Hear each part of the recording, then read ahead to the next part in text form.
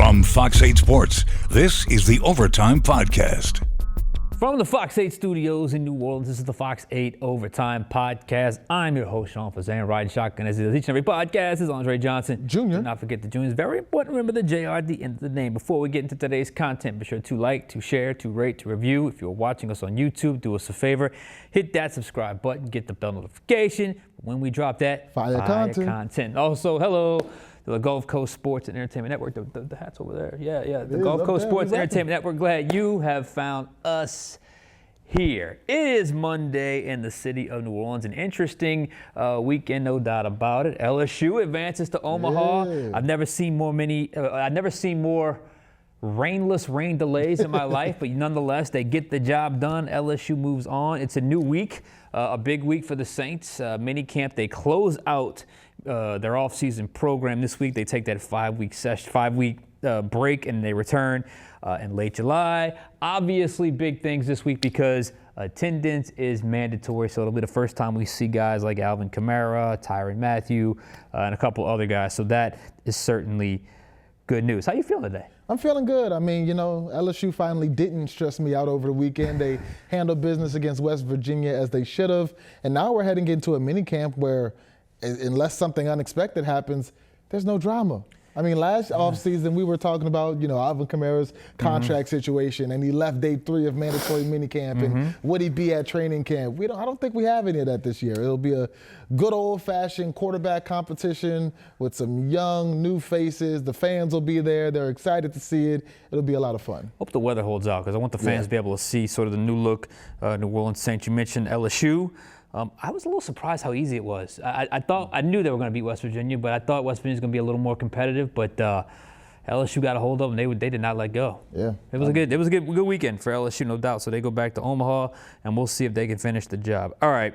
So for today, we were originally going to go mini camp preview, and then we thought, what can you really preview? They're all going to be there, and it's a preview. And generally, previews don't necessarily draw a lot of eyeballs or draw a lot of interest, and you want to know what happens at certain practices. So we bypassed that, and a couple of topics came our way. The biggest came from the longest tenured Saint on the roster, has hopes of a former Saint rejoining the New Orleans Saints organization, and I think that's where we're going to go with the big picture today. Reunited, and it feels so good. I mean, we'll see. Cam Jordan talking to Kay Adams today, and he mentioned that he would be open and he'd be excited to see former Saint Jameis Winston back in black and gold. Now, we saw Jameis in Cleveland last year. He's in New York with the Giants right now, but Cam's open to a reunion of sorts in the Big Easy. Sean, how would you feel about that? All right, well, first off, I know how you think, all y'all watching. There is a huge Jameis Winston fan club. They just like his presence in the city. They like his presence in the organization. So I know what a lot of you all would think.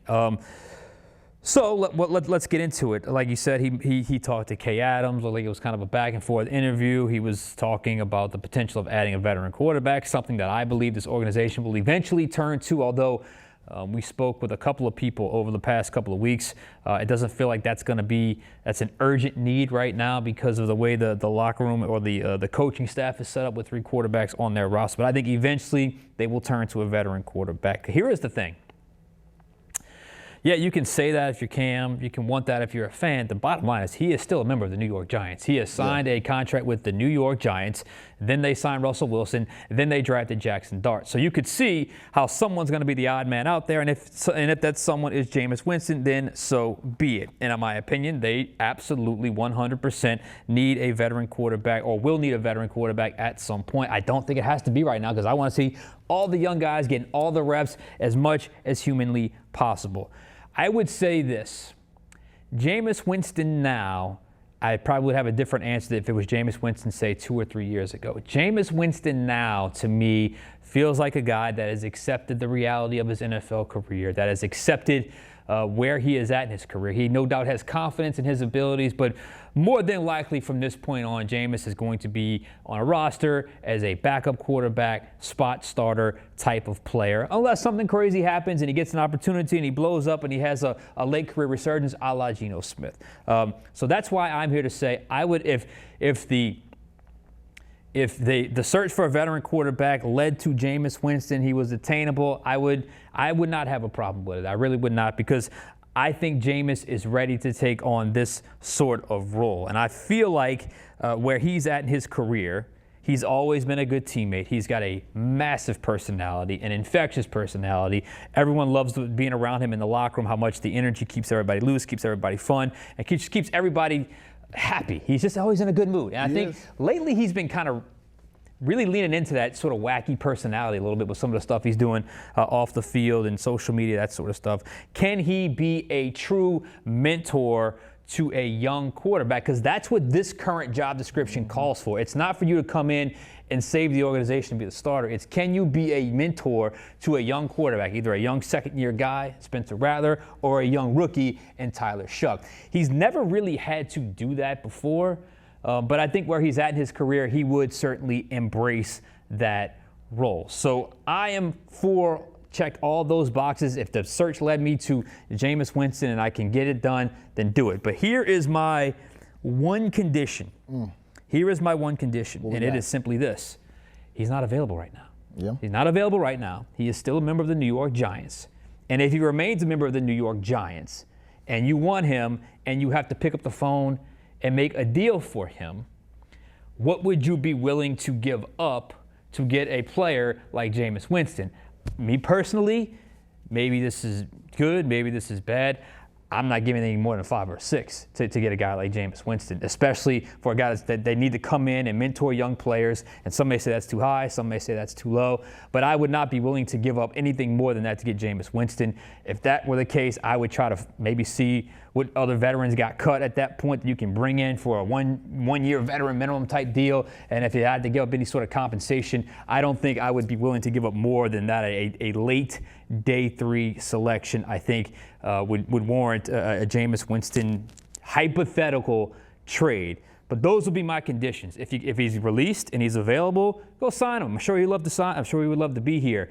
If he's still in the Giants, but he's clearly available on the open market, you got to make a deal for him. It better be a small one. It can't be a big one. Not for a guy that's not going to come in here and be the future starter or be the starter right away. Those would be my conditions. So if still a lot more steps that would have to go. Who knows? He may start for the Giants this year. Who knows? Russell may not be ready. Russell may not be the guy they think, and Jackson Dart may not be ready. But if it got to that point, those would be my conditions for bringing back Jameis Winston and New Orleans Saints. What do you think? I definitely, if it comes to trading for him, I wouldn't give up a 5th. I'd be hesitant on a 6th because you're bringing Jameis in, if you trade for him, realistically to be your 3rd-string quarterback. Yeah. And I don't want to give up anything of any remote meaning for a 3rd-string quarterback. But I will say, if the idea is to bring Jameis Winston back, especially if you can sign him after he potentially gets cut by the Giants, if you're going to sign a vet, it would be nice if they are past the stage where they need to be a starter. And I think that's where Jameis Winston is. You know, a few years ago when it was him and Andy Dalton and he started the season and he got hurt and Dalton got the job and never gave it back, you could tell. And Jameis had the locker room press conference where, you know, he was definitely upset about losing his job due to injury. And then, you know, you had the Derek Carr years, and when he was here with Carr, you could tell he was kind of understanding of the fact that he had to be the backup. The only moment where you saw him really uncomfortable in that role was, I believe it was 2023 when Derek Carr got hurt against the Packers. Yeah. Everyone thought he was going to miss that Tampa Bay game next week. It looked like he was going to miss the game week 4. And it seemed like Jameis was going to be the starter. And I remember we talked to him in the locker room, and he wasn't his happy-go-lucky self. He was kind of downtrodden, and we were like, I wonder what's up with Jameis. He probably knew that Derek Carr was about to make a miracle recovery and start the next week. So, you know, other than that, I think Jameis is very comfortable in his place in this league and understanding that if he were to come to the Saints, it wouldn't be the start. It would be the mentor, a Tyler Shuck, a Spencer Rattler, Jake Haener, Hunter Deckers, whoever, you know. If you're also going to sign a veteran, it'd be nice if they're beloved by the city. I mean, if you poll 10 Saints fans, 7 of them will probably tell you they love Jameis Winston. What's the famous phrase by Drew Brees? If you embrace the city, it'll embrace you back. Jameis Winston has done nothing but embrace the city since he signed with the Saints a few years ago. So I think that the city would be happy to have Jameis back. If I'm going to sign a veteran, it would be someone who I have seen has legitimate experience as a starter. Jameis Winston has experience as a starter, not just in Tampa, but in Cleveland.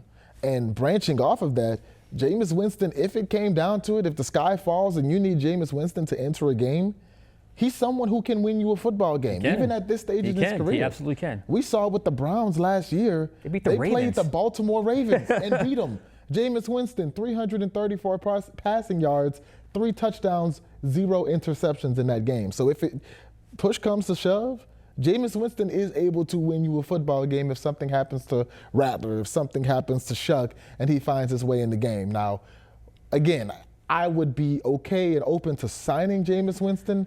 Trading for him becomes iffy because even given a 5th rounder or a 6th rounder up, those are rookies that you can draft next year that might be valuable depth pieces on your team or, might surprise you and start on your team. I mean, Spencer Rattler's a 5th-round pick, and he's in a competition to potentially be your starting quarterback a year later. So I wouldn't want to give up a 5th or a 6th, maybe a 7th for Jameis.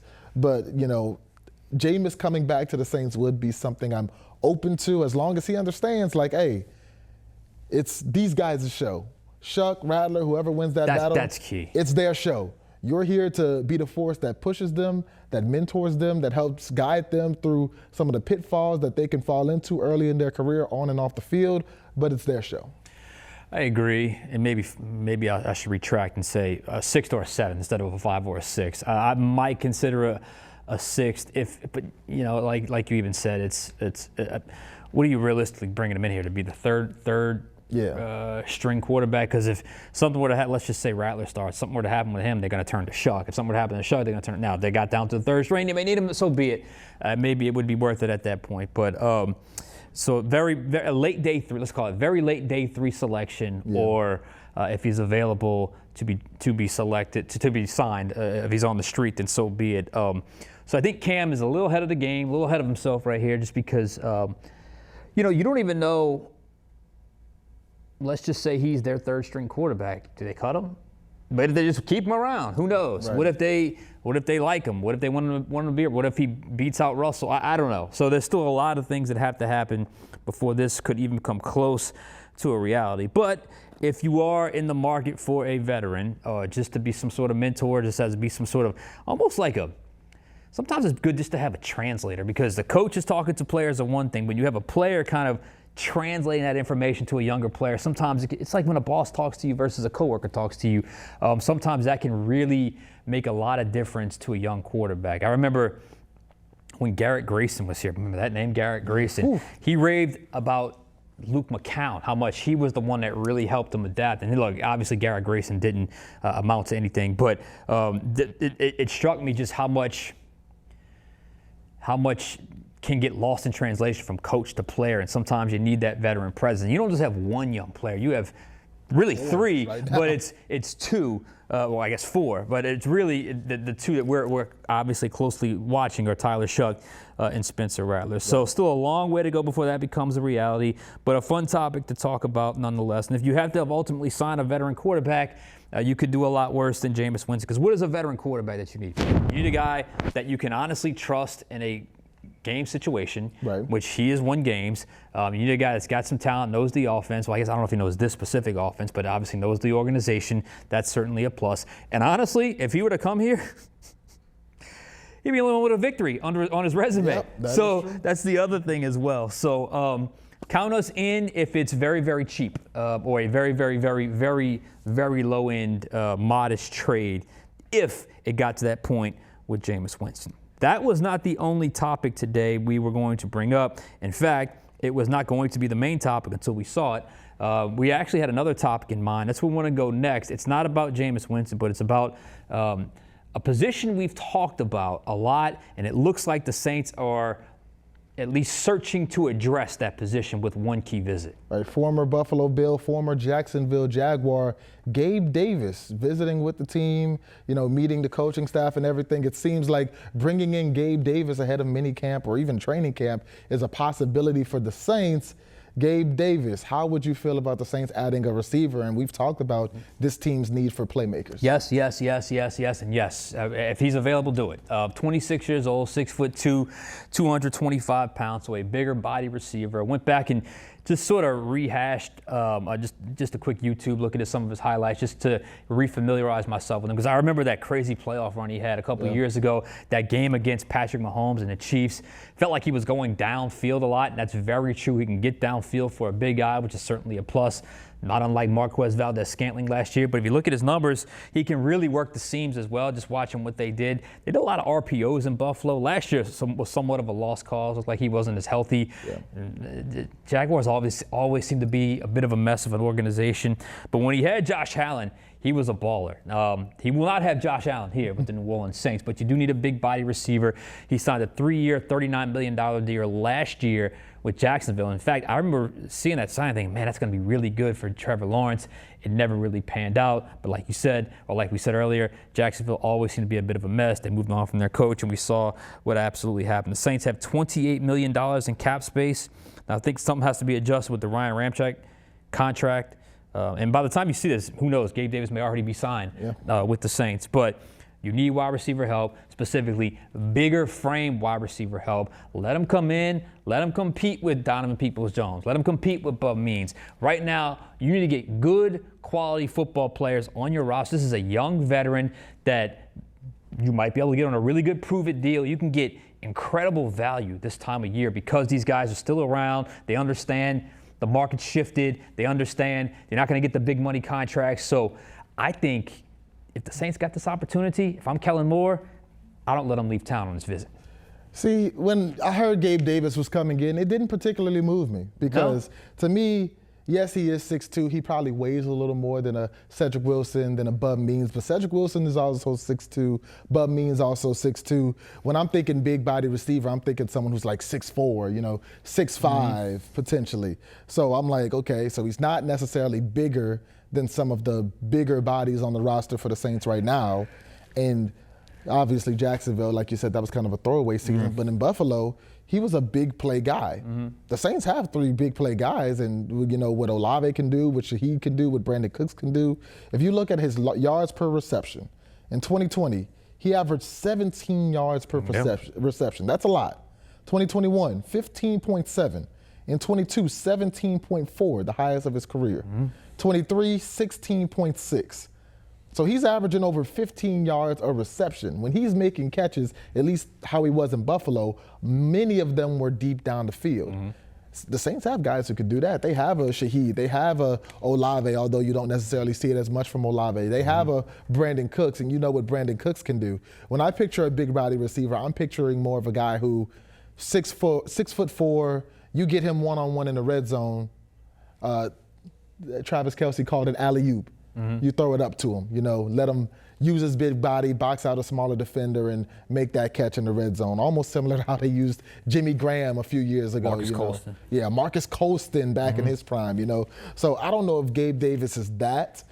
I think it would be cool to bring him in and let him compete because maybe he is better than a Donovan Peoples-Jones. Maybe he's better than a Cedric Wilson. We've talked about the overall score of the position. I think he could raise the overall score of the position, but it didn't necessarily move me and be like, oh man, that would be a huge signing, because I don't think he necessarily brings something here that the Saints don't already have in the locker room.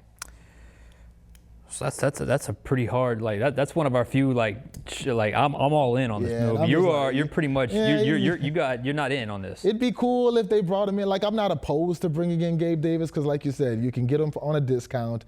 I think he can provide competition, but can I sit here and say for sure, oh yeah, Gabe Davis is a day one starter? Not necessarily, because he's not going to start over Olave. He's not going to start over Shaheed. Can he beat out Brandon Cooks? Maybe. Is Bub Means going to take that leap? Can he beat out Bub Means if Bub Means comes back better? Maybe. I don't think he necessarily brings you something that you don't have already. That's interesting, because to me, when I saw it, I was like, this makes all the sense in the world, because that room is just so undefined right now. I mean, they've got the smaller, quicker type guys, and quote unquote bigger receivers. Is 6'2" considered big? 6'2", 225, big-ish, bigger than what they have. And you're right, a lot of his plays were downfield with Josh Allen. Yeah. But then you go back and watch a lot of it was they ran a lot of kind of those deeper RPOs where it's almost like not a slant, but not a full post, kind of split the difference so you are working in the middle of the field, something I think they absolutely need, because I think Chris Olave is not going to survive. He's got to keep running those middle of the field routes. I just don't think he's built for it, even though it's something that I think he excels at running those routes. It's just we've seen what happens to him from a health standpoint. So to me, this feels like low risk, high reward, because I couldn't imagine this guy is going to command more than, I mean, it's not going to be he signed a 3-year, $39 million contract. I'm sure he got a signing bonus with that. He's already gone, so he's got the guaranteed money already in there. So you could probably get him for a low value, a low contract, and get high value on the back end. To me, this could be one of those late wave, high return on investment for a relatively low cap figure. So to me, I don't see what you could lose with this. And if it doesn't work out, you just cut him, because you're not going to really work. It's not going to really cost you anything to get him anyway. Yeah, I mean, you don't necessarily lose anything, and that speaks to the state of this Saint receiver room, because if you bring in Gabe Davis, best case scenario, he's your wide receiver 3 behind Olave and Shaheed. Yeah. Worst case scenario, he's 6 or 7, and you say, all right, well, this guy doesn't necessarily work out for us. We don't think he adds a lot, so let's cut him. So, I mean, you certainly don't lose anything by bringing in Gabe Davis. I can understand why you would want to bring in Gabe Davis, but it didn't necessarily widen my eyes and make me say, whoa, okay, now that's a big signing, or it would be a big signing. Well, and look, even if he matches some of the skill sets that you have, what if he does that better? That's true. And does he beat a player out? That's true. Maybe he can do what Cooks can do, but better, and he's taller. Yeah, and he's a little bit bigger. So it's just something to watch, and they have such a need right there. I don't even, and they could sign him and bring another guy in. They could still bring in Keenan Allen if they wanted to, if they really want to find the best guys. Because look, Kellen Moore just got here. It's gonna take some time to figure out who exactly he feels is best to run his wide receiver room. Other side of the ball, though, a player became available today. Again, this is Monday, with the Saints' other biggest need. There's been no connection to he and the Saints, at least that I've heard, at least at the time of this podcast. But nonetheless, it was another topic we wanted to get to today. Yeah, the former 2-time All-Pro cornerback from the Green Bay Packers, Jaire Alexander, released by Green Bay. Now, like you said, no connection necessarily bringing him to the Saints, other than a whole bunch of Saints fans saying, hey, we need that guy. That guy would make this team a lot better. Sean, can Jaire Alexander make this team a lot better? Initially, yes, because he's a veteran corner, and I still think they need a veteran corner. And let me just say this. I know for a fact, I'm not guessing here, for a fact, they loved him coming out. When he was coming out, I think it was 2018, that draft, they loved him. I mean, they loved him. He was a guy that they really liked, Jaire Alexander. So take that for what it's worth. The coach that was here is no longer here, but the front office basically is the same. So take that for what it's worth. Skill set, he's a man-to-man guy. Does it fit in with the new Brandon Staley system that's a little more cover 6, a little more pattern match? That would to be determined. I think on just looking at it right now, he would probably start day one. Oh, yeah. But my issue is this. He's missed 34 games the last 4 seasons. 34 games. He signed a contract extension in 2022. It's now 2025. From what I understand, they tried to trade him. It didn't work. You don't have any leverage when you're trying to trade a guy because everybody knows you're going to cut him anyway. This is another one. To me, low risk, very low risk, because I'm not signing for anything more than not much above the veteran minimum, to be honest with you. With 34 missed games on your resume the last 4 years, you're off the field more than you on it. That's going to damage your value. But if you can get him on the cheap and he can give you some good snaps, again, you need quality football players. And as long as you don't overpay for damaged goods, I'm okay with it. Now, I don't know if he has I don't know if the Saints have any interest in him right now. I don't know if they have any interest in pursuing him right now. But if the option is available and they like him and the price is right, that's key. If the price is right, again, that's another one that could be low risk, high reward.